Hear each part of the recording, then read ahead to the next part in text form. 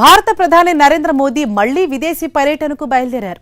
నేటి నుంచి 6 రోజుల పాటు ఇండోనేషియా, ఆస్ట్రేలియా, న్యూజిలాండ్లో పర్యటించబోతున్నారు. ఈ పర్యటన భారత విదేశాంగ విధానంలో కొత్త దశను సూచిస్తోంది. హిందూ మహాసముద్రం నుంచి పసిఫిక్ వరకు భారత ప్రయోజనాలను రక్షించడం, వ్యాపార సంబంధాలను బలోపేతం చేయడం, చైనా ప్రభావాన్ని సమతుల్యం చేయడం ఈ పర్యటన వెనుక ఉన్న ప్రధాన లక్ష్యాలు.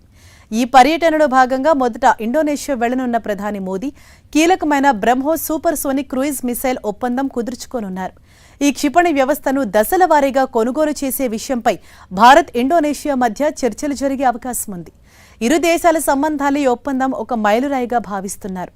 మార్చిలో ఖరారు చేసిన ప్రాథమిక సింగిల్ సిస్టమ్ ఒప్పందానికి మించి ఇరు దేశాల మధ్య చర్చలు కొనసాగుతాయని తెలుస్తోంది. ఈసారి చర్చల్లో తీర ప్రాంత మొబైల్ లాంచర్లు, రాడార్లు, శిక్షణ, నిర్వహణ, సమగ్ర సహాయ ప్యాకేజ్ వంటి అంశాలు చర్చించే అవకాశం ఉంది. ఇండోనేషియాకు క్షిపణి మాత్రమే కాకుండా దాని పూర్తి భద్రత, నిర్వహణ వ్యవస్థల్ని కూడా అప్పగించనున్నారు. భారత బ్రహ్మోస్ క్షిపణి ఎగుమతులు ఇండో పసిఫిక్ ప్రాంతంలో భారత దౌత్యానికి కీలకం కానున్నాయి. భారత్ ఇప్పటికే ఈ క్షిపణుల్ని ఫిలిప్పీన్స్కు ఎగుమతి చేసింది.